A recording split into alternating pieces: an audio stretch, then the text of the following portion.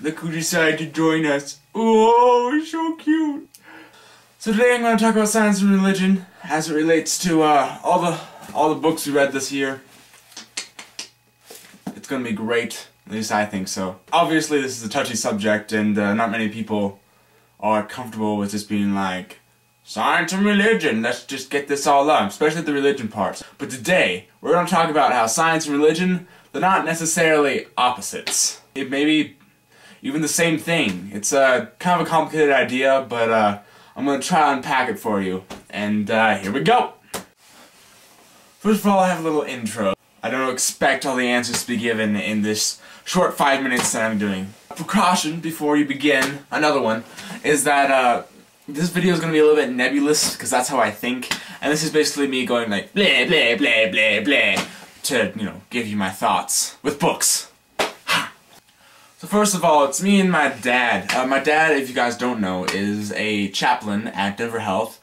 You can think of a chaplain as a preacher who goes to hospitals to help sick, dying, and the families of the dead with reconciling with, you know, mortality, but not only that, with the world and everything in it. And me and my dad, well, we're Christians, and that's my views on this. Take that as you will. My dad has a lot of different stuff there. He knows a lot about religion. He got his religions major, and so he kind of can counsel for a lot of people. He does, you know, he's Christian, but he can also do like Catholicism. I think he's even done like some Buddhist counseling a couple times. I'm not really sure, don't take my word for it, but that's kind of where I'm coming from with this, because not only is my dad, you know, a Christian and insanely religious and, you know, takes religion as a job, but he's also really into science. I mean, I'm really into science, this is more my part, but I like it a lot. I mean, we watch Nova together regularly, and it's great, and we learn so much, and Nova, go watch it. That's where I'm coming from, you know, science and religion are both heavy influences in my family, so I've kind of reconciled that they're not different. I mean, they are different, they have their differences, but they're not like polar ends of a spectrum. They're on the same line, and they can congeal, and they don't have to be separate, and they don't have to argue or you know, fight with each other. They don't have to create wars or, you know, do stupid things. So the main, you know, similarity between science and religion is that universal need I think every human has to explain the universe, and we have done it many ways, but the two primary ways that people see today is, you know, through science and through religion. And that's kind of why they conflict. Why there is the conflict. I don't know, probably use that word wrong, whatever. It's kind of like you want to explain this Spanish book here through Spanish and English, and some people are like, no, Spanish, and some people are like, no, English, cause it's stupid. But in reality, what it is, it's a book in Spanish for people that know English that are trying to learn Spanish. So you can kind of see how they can conflict, but they're not different. The most important thing to remember through all this is that it's my thoughts, and it's not, you know, fact in any way. You can believe what you want, you can think what you want. I'm just gonna tell you these things with the books and my life experience. Okay, first, on religion.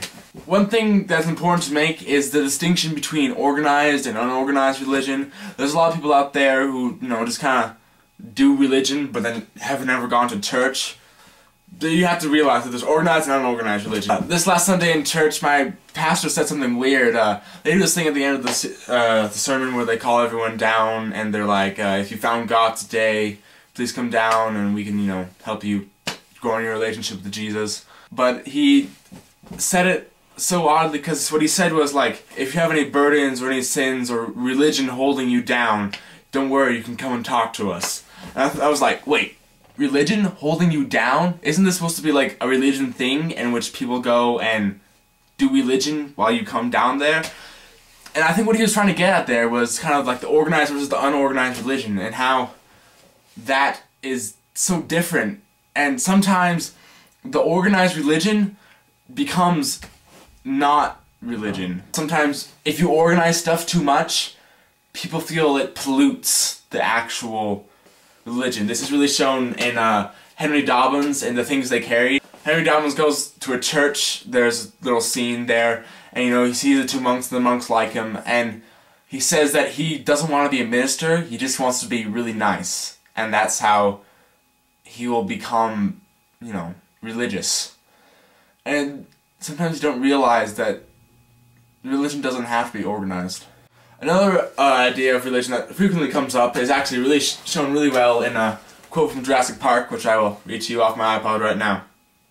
God creates dinosaur, God destroys dinosaurs, God creates man, man destroys God, man creates dinosaurs. And then the punchline, dinosaurs eat man, woman inherits the earth. Woman! Power! This quote is funny and all, but what I really gets at here is that it says, man destroys God. And it's kind of like this logical progression of, you know, God created man, and then later man destroys God because he's, like, evolved beyond the need for him. The main idea here is that science has taken over the role of religion, and we don't need religion anymore, we can just have science. And that's all we need, because that explains everything. And, sometimes I just don't think that's true. Once again, only my thoughts, you take it however you want. Let's keep going. There's an idea that religion doesn't cover everything, that it leaves some holes, and that's why it can be disproven. Let me show you. In The Stranger by Albert Camus, on page 118, Rousseau is talking to the Catholic priest, and this is what he says. He was expressing his certainty that my appeal would be granted, but I was carrying the burden of a sin from which I had to free myself. According to him, human justice was nothing, and divine justice was everything. I pointed out that it was the former that had condemned me. What Rousseau is saying here is that even though the priest thinks that the divine justice is more important, Rousseau sees that it was not divine justice that got him in trouble, it was human justice. And he needs to appeal to the human side instead of religion, which does not work, cannot explain, and will not help him here.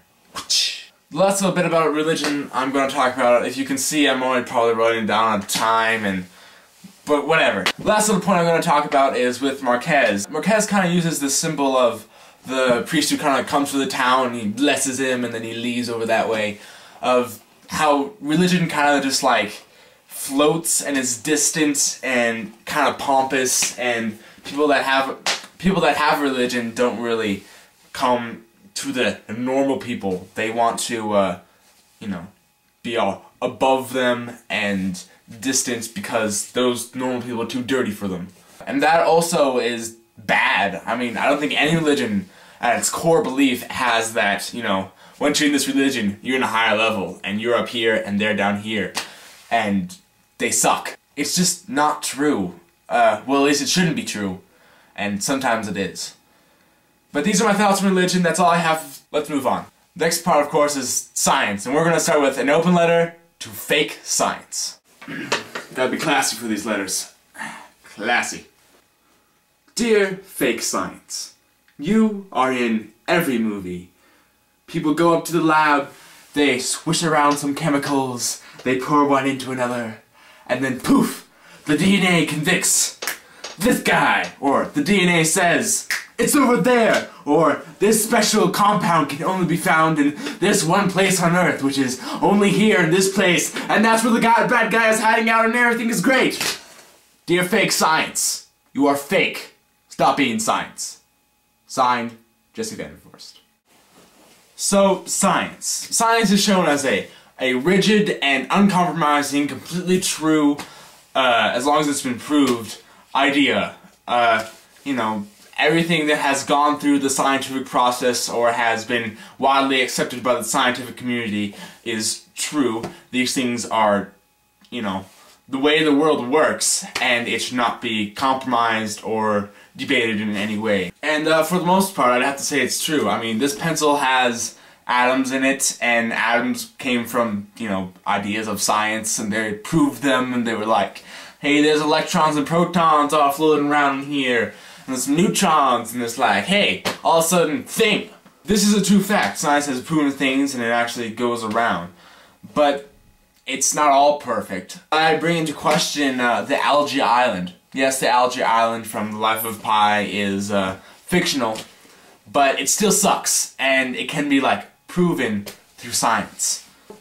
We haven't figured out everything that exists yet, and I think the more and more we find out, the less and less can be explained. But things like the algae island, which, you know, Pi, being a scientific mind, totally took into account and analyzed and was like, yeah, this is a thing.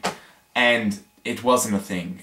It couldn't be a thing. But that's the view on science, whether or not it be true, that science is a rigid thing that takes the world and puts it into things we can understand and that we know are true. I don't have as much to say on science as I do on religion because it is seen as that uncompromising truth. Many of the books don't talk about it. I mean, yeah, Rousseau is scientific minded, but he doesn't really say anything about it in the book. Maybe a little bit, maybe I'm missing it, but I don't have much to be on science.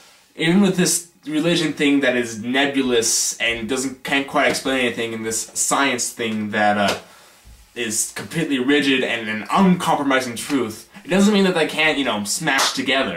Let's talk about science and religion being together. One thing that I kind of thought of is that if, you know, science is math and religion is like literature and stuff, they can both look at the same problem in different ways. It's a weird metaphor, but stick with me. Like, say we had a problem that we want to figure out. We want to figure out why a guy killed another guy. With literature, you know, you might write a book about it, and you might like try to figure out the motives behind this guy, or get the history of this guy, and was his father inflicting him? Was, you know, all this different stuff. What caused this guy to become the way he is? And in math, you might be something like, well, the bullet was flying in this trajectory, and that hit this part here, and, you know, the spleen ruptured, and the blood was everywhere, there's this volume of blood, and this is why this guy died here. Or, you know, something like that. It's just two different ways to approach the same problem, even though you get to the same, you know, conclusion that this guy has died, and this guy killed him. You analyze two different things and thought about it two different ways, and it's not impossible for science and religion to be like that. For them to mesh together and think about the cosmos, the most complex problem we've ever thought of, as, you know, the same thing in different perspectives. That's the thing you gotta realize here. Science and religion, they're different, but they're just looking at the same thing with different perspectives. Another way I thought of it was the whole, like, story truth versus, like, the happening truth. If you can go with this metaphor with me for a while, the story truth is like religion, and the happening truth is like science. The happening truth, it is happening. It is what it is. It is the way it is. But sometimes, you know, the story truth, the religion, is more true than the happening truth, even though it's not true at all. It's a good thing to think about, you know? How the religion can still be true and the science can still be true, even though they say completely contradicting things at the same time. Just like I can say this pencil is red, and then I can say this pencil is blue. I can say this pencil is blue because it makes me sad. I can say this pencil is red because it has the color red. I'm trying to describe this to you, but it's two different perspectives on the same thing, and they're completely different, and they conflict, and that creates people being like, I can't have it. Maybe a perfect example of, you know, science and religion coming together is Pi from The Life of Pi. You know, he has all those religions in his life, and he also has, like, the science of, like, zoology and the three-toed sloth and all that. And he's one, you know, compressed person who was good enough to survive all in the Pacific for whatever time he did. If he even did that, I mean, we're not really sure in the book, whatever. But he's at least a good symbol of how, you know, science and religion can be in one person, have one thing, and still work out, you know, fairly well. So that's all I have.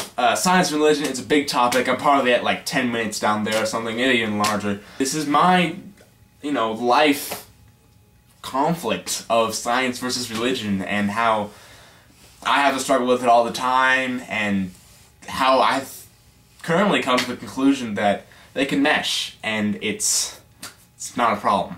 Hope you enjoyed it. Hope it sparked some ideas in you.